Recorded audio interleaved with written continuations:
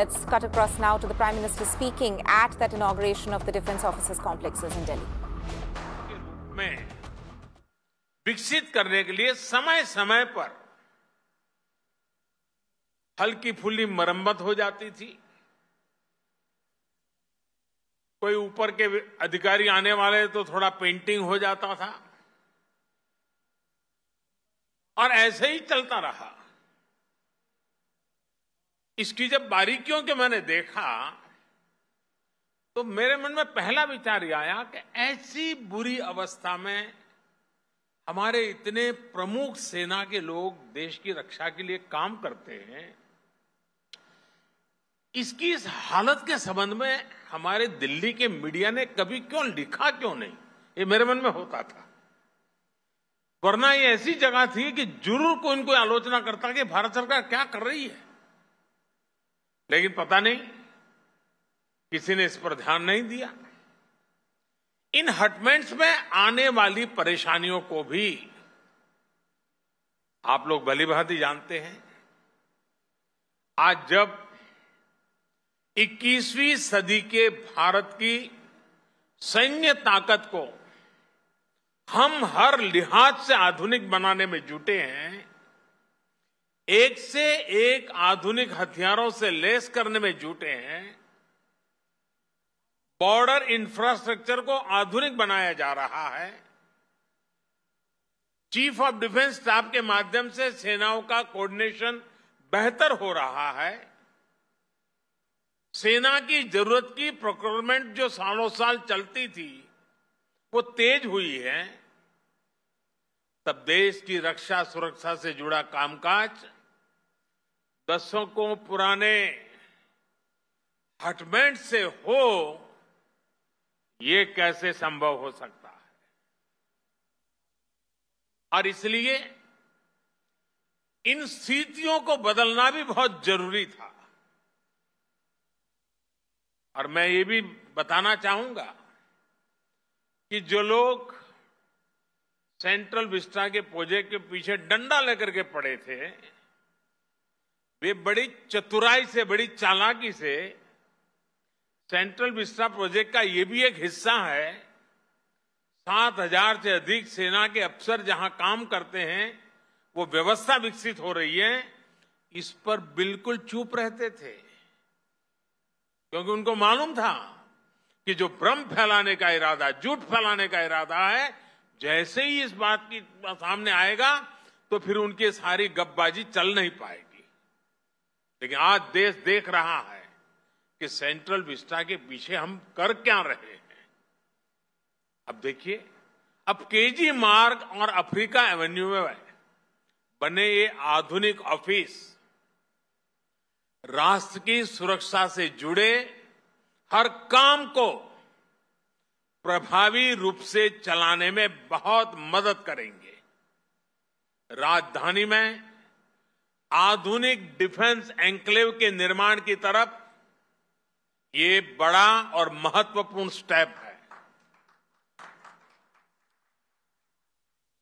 दोनों परिसरों में हमारे जवानों और कर्मचारियों के लिए हर जरूरी सुविधा दी गई है। और मैं आज देशवासियों के सामने मेरे मन में जो मंथन चल रहा था उसका भी जिक्र करना चाहता हूं। 2014 में आपने मुझे सेवा करने का सौभाग्य दिया और तब भी मुझे लगता था कि ये सरकारी दफ्तरों के हाल ठीक नहीं है, संसद भवन के हाल ठीक नहीं है। और 2014 में आकर के ही मैं पहला ये काम कर सकता था, लेकिन मैंने वो रास्ता नहीं चुना। मैंने सबसे पहले भारत की आन बान शान, भारत के लिए जीने वाले, भारत के लिए जूझने वाले हमारे देश के वीर जवान जो मातृभूमि के लिए शहीद हो गए, उनका स्मारक बनाना सबसे पहले तय किया। और आज जो काम आजादी के तुरंत बाद होना चाहिए था, वो काम 2014 के बाद प्रारंभ हुआ। और उस काम को पूर्ण करने के बाद हमने हमारे दफ्तरों को ठीक करने के लिए सेंट्रल विस्टा का काम उठाया। सबसे पहले हमने याद किया मेरे देश के वीर शहीदों को, वीर जवानों को। साथियों, ये जो निर्माण कार्य हुआ है, कामकाज के साथ साथ यहां आवासीय परिसर भी बनाए गए हैं। जो जवान 24/7 महत्वपूर्ण सुरक्षा कार्यों में लगे रहते हैं, उनके लिए जरूरी आवास, किचन, मेस, इलाज से जुड़ी आधुनिक सुविधाएं, इन सब का भी निर्माण किया गया है। देश भर से जो हजारों रिटायर्ड सैनिक अपने पुराने सरकारी कामकाज के लिए यहां आते हैं, उनको भी अब उनके उम्र के एक स्थिति पर वो पहुंचे हैं, उनका भी विशेष ख्याल रखना, उनको ज्यादा परेशानी ना हो, इसके लिए भी उचित कनेक्टिविटी का यहां ध्यान रखा गया है। एक अच्छी बात यह भी है, जो बिल्डिंगें बनी हैं वो इको फ्रेंडली है और राजधानी के भवनों का जो पुरातन रंग रूप है, जो उसकी एक पहचान है, उसको बरकरार रखा गया है, उसको बनाए रखा गया है। भारत के कलाकारों की आकर्षक कलाकृतियों को, आत्मनिर्भर भारत के प्रतीकों को यहां के परिसरों में स्थान दिया गया है। यानी दिल्ली की जीवंतता और यहां के पर्यावरण को सुरक्षित रखते हुए हमारी सांस्कृतिक विविधता का आधुनिक स्वरूप यहां हर कोई अनुभव करेगा। साथियों, दिल्ली को भारत की राजधानी बने 100 वर्ष से अधिक का समय हो गया है। 100 वर्ष से अधिक के इस कालखंड में यहां की आबादी और अन्य परिस्थितियों में बहुत बड़ा अंतर आ चुका है। जब हम राजधानी की बात करते हैं तो वो सिर्फ एक शहर नहीं होता है। किसी भी देश की राजधानी उस देश की सोच, उस देश के संकल्प, उस देश का सामर्थ्य और उस देश की संस्कृति के प्रतीक होती है। भारत तो लोकतंत्र की जननी है, इसलिए भारत की राजधानी ऐसी होनी चाहिए जिसके केंद्र में लोक हो, जनता जनार्दन हो। आज जब हम ईज ऑफ लिविंग और ईज ऑफ डूइंग बिजनेस इस पर फोकस कर रहे हैं, तो इसमें आधुनिक इंफ्रास्ट्रक्चर की भी उतनी ही बड़ी भूमिका है। सेंट्रल विस्टा से जुड़ा जो काम आज हो रहा है, उसके मूल में यही भावना है। इसका विस्तार हमें आज शुरू हुई सेंट्रल विस्टा से जुड़ी वेबसाइट्स में भी दिखता है। साथियों, राजधानी की आकांक्षाओं के अनुरूप दिल्ली में नए निर्माण पर बीते वर्षों में बहुत जोर दिया गया है। देश भर से चुनकर आए जनप्रतिनिधियों के लिए नए आवास हो, अंबेडकर जी की स्मृतियों को संजोने के प्रयास हो, अनेक नए भवन हो, जिन पर लगातार काम किया गया है। हमारी सेना, हमारे शहीदों, हमारे बलिदानियों के सम्मान और सुविधा से जुड़े राष्ट्रीय स्मारक भी इसमें शामिल है।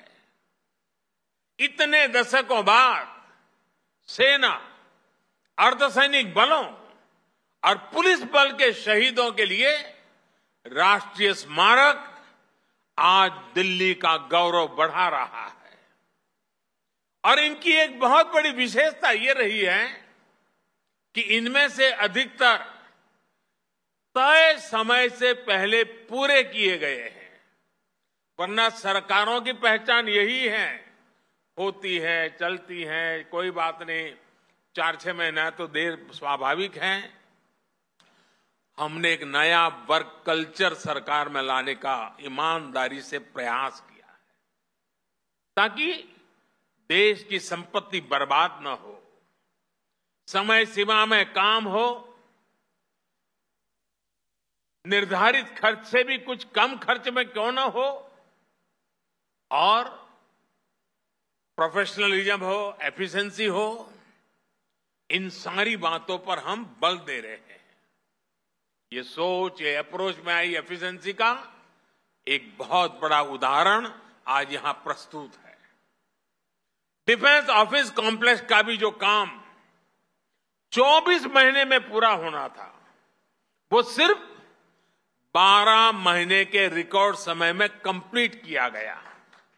यानी 50% समय बचा लिया गया। वो भी उस समय जब कोरोना से बनी परिस्थितियों में लेबर से लेकर लॉकडाउन, दिखना, फलाना, न जाने कितने सारी कठिनाइयों से बीच हम गुजरे हैं। इन तमाम प्रकार की चुनौतियां सामने थी। कोरोना काल में सैकड़ों श्रमिकों को इस प्रोजेक्ट में रोजगार मिला है। इस निर्माण कार्य से जुड़े सभी श्रमिक साथी, सभी इंजीनियर, सभी कर्मचारी, अधिकारी, ये सब के सब इस समय सीमा में निर्माण के लिए तो अभिनंदन के अधिकारी है, लेकिन साथ साथ कोरोना का इतना भयानक जब खौफ था, जीवन और मृत्यु के बीच में सवालिया निशान थे, उस समय भी राष्ट्र निर्माण के इस पवित्र कार्य में जिन जिन लोगों ने योगदान किया है, पूरा देश उनको बधाई देता है, पूरा देश उनका अभिनंदन करता है। ये दिखाता है कि जब नीति और नीयत साफ हो, इच्छा शक्ति प्रबल हो और प्रयास ईमानदार हो, तो कुछ भी असंभव नहीं होता है, सब कुछ संभव होता है। मुझे विश्वास है देश की नई पार्लियामेंट बिल्डिंग का निर्माण भी, जैसे हरदीप जी अभी बड़े विश्वास के साथ बता रहे थे, तय समय सीमा के भीतर ही पूरा होगा। साथियों, आज कंस्ट्रक्शन में जो तेजी दिख रही है, उसमें नई कंस्ट्रक्शन टेक्नोलॉजी की भी बड़ी भूमिका है। डिफेंस ऑफिस कॉम्प्लेक्स में भी पारंपरिक आरसीसी निर्माण के बजाय लाइट गेज स्टील फ्रेम तकनीक का उपयोग किया गया है। नई तकनीक के चलते ये भवन आग और दूसरी प्राकृतिक आपदाओं से अधिक सुरक्षित है।